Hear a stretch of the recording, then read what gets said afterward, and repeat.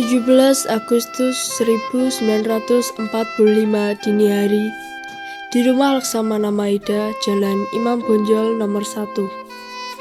Setelah Bung Karno pergi menemui Nishimura agar merubah status dan keadaan di Indonesia, namun Nishimura tidak mau.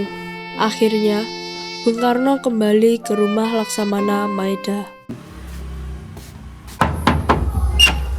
Selamat malam, Bung. Selamat malam, ada perlu apa, Bung? Maaf mengganggu waktu Anda malam-malam. Jadi begini, kami memerlukan tempat untuk membicarakan rencana kemerdekaan yang akan kami laksanakan pada esok hari. Benarkah begitu? Kalau begitu silahkan masuk.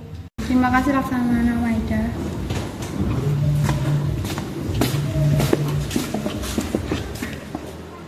Bung, saya turut berbahagia mendengar hal itu. Silahkan duduk dan menggunakan fasilitas yang Anda perlukan.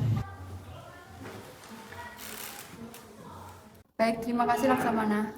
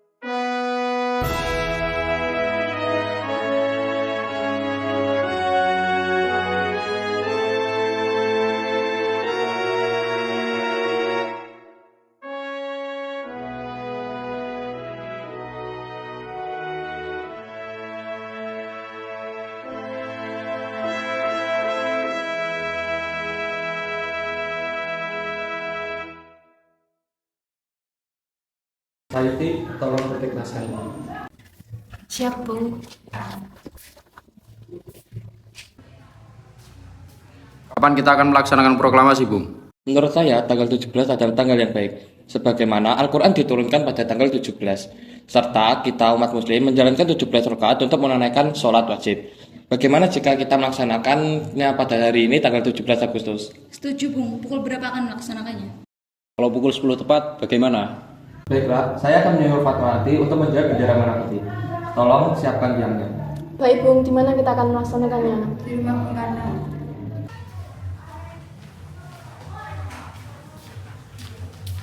Ini, Bung, naskahnya. Silakan ditandatangani.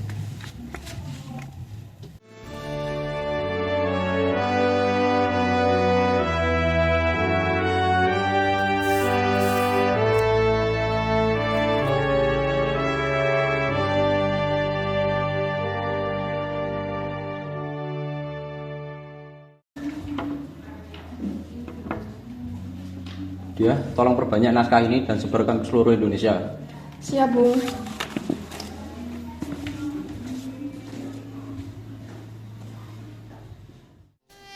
Setelah rapat tersebut selesai, Insinyur Soekarno lalu kembali ke kediamannya dan menemui istrinya yaitu Fatmawati. Ia meminta istrinya untuk menjahitkan sebuah bendera.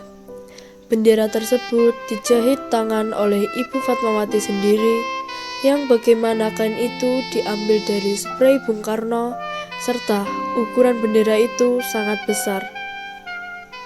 Apakah Bapak sudah merencanakan bagaimana proklamasi esok akan berlangsung? Tentu, saya sudah merencanakan bersama teman-teman saya. Proklamasi akan diiringi oleh lagu Indonesia Raya buatan Wira Soekarno.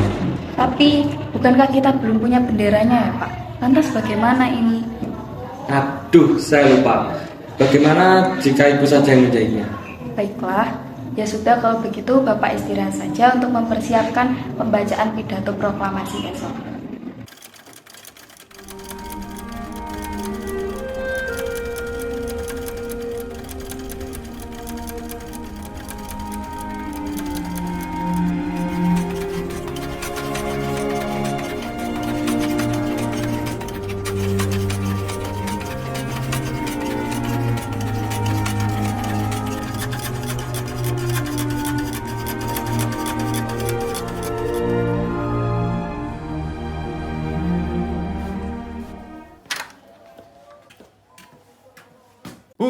Bagaimana ini? Kita tidak memiliki bukti untuk merekam keaslian kejadian ini. Ini saja Bung Ota, bagaimana kita mengambil gambar dan melakukan rekaman suara asli, agar keaslian ini dapat dibuktikan dengan jelas. Baiklah, saya setuju, Bung.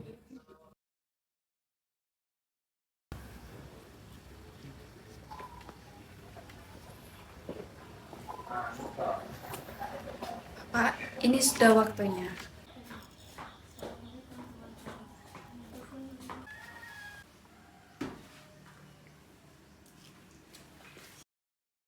Jumat 17 Agustus 1945 pagi hari pukul 10 di halaman rumah Insinyur Soekarno, Jalan Pebangsaan Timur nomor 56.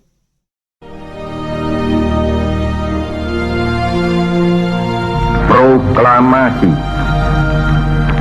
Kami, bangsa Indonesia, dengan ini menyatakan kemerdekaan Indonesia. Hal-hal yang mengenai pemindahan kekuasaan dan lain-lain diselenggarakan dengan cara saksama dan dalam tempo yang sesingkat-singkatnya. Jakarta, 17 Agustus 1945, atas nama bangsa Indonesia, Soekarno Hatta.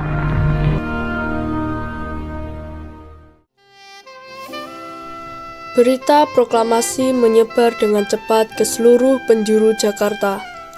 Setelah itu, teks sampai ke tangan Kepala Bagian Radio Domei, W dan P, dan memerintahkan Evus atau Markonis untuk menyiarkannya. Pada tanggal 18 Agustus, PPKI melakukan sidang yang pertama. Assalamualaikum warahmatullahi wabarakatuh. Assalamualaikum warahmatullahi wabarakatuh. Untuk memulai sidang PPKI ini, mari kita berdoa menurut agama dan keyakinan masing-masing. Berdoa dipersilakan. Di sini kita akan membahas rancangan Undang-Undang Dasar 1945 yang dijadikan sebagai dasar negara, memilih presiden dan wakil presiden, serta membentuk KNIP untuk membantu pekerjaan presiden nanti.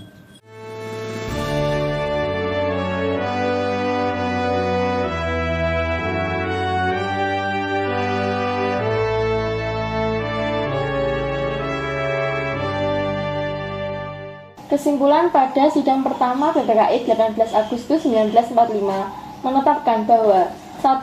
Mengesahkan Undang-Undang Dasar 1945 sebagai dasar landasan negara.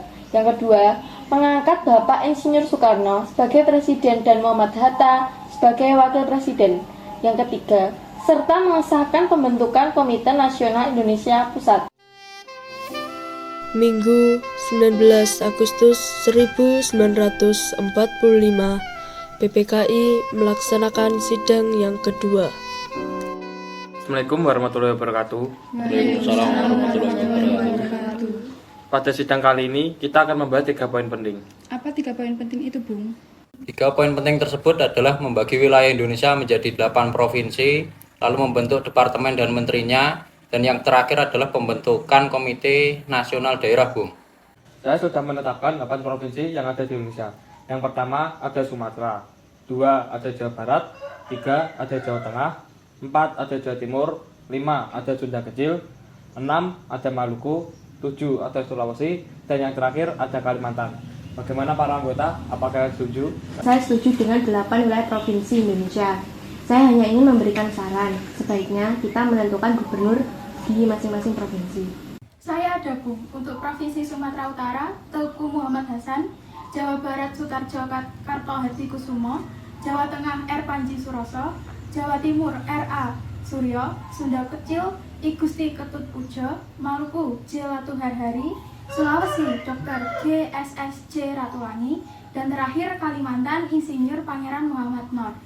Kita sudah menentukan 1 poin penting dan tersisa 2 poin penting lagi, yaitu membentuk departemen dan menterinya, dan yang terakhir adalah pembentukan Komite Nasional Daerah. Apakah ada usulan dari Bung semuanya?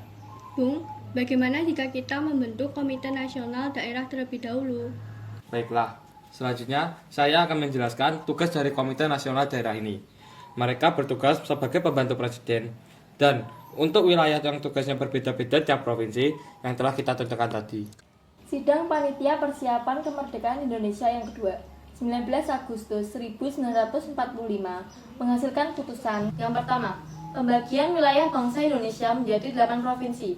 Yang kedua, pembentukan Departemen beserta menterinya dengan hasil Raden Arya Dipati Wiranatakusuma, Menteri Departemen Dalam Negeri, Supriyadi, Menteri Departemen Keamanan Rakyat, Supomo, Menteri Departemen Kehakiman, Surahman Joko Adi Suryo, Menteri Departemen Pekerjaan Umum, Amir Syarifuddin, Menteri Departemen Penerangan, Ki Hajar Dewantara, Menteri Departemen Pengajaran, Iwa Kusuma Sumantri, Menteri Departemen Sosial, Abi Kusno Cokro Sujoso, Menteri Departemen Pekerjaan Umum dan Hubungan, Wahid Hasyim, Menteri Departemen Negara. Yang ketiga, mengesahkan dibentuknya Komite Nasional Daerah pada masing-masing provinsi. Pada tanggal 19 September 1945, Presiden Insinyur Soekarno memberikan pidato singkat di hadapan rakyat di lapangan Jakarta Ikada. Presiden RI berpidato di hadapan rakyat Indonesia yang hadir dalam rapat besar Ikada 19 September 1945.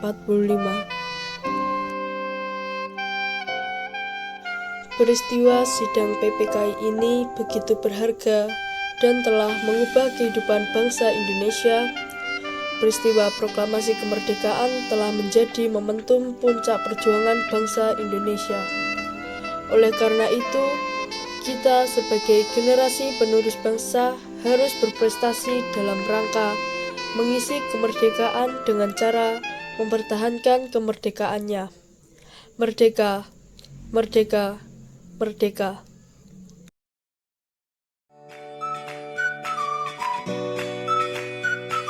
And action. Terima kasih. Wassalamualaikum.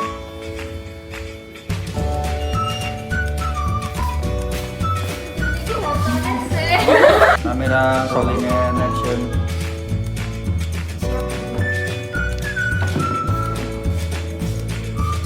Action. Action.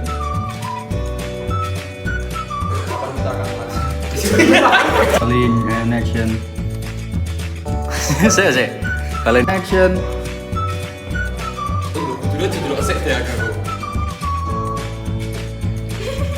Action.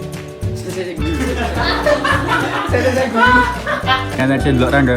Ini saja bukan tak. Kemudian rakyat guyu loh. Waalaikumsalam warahmatullahi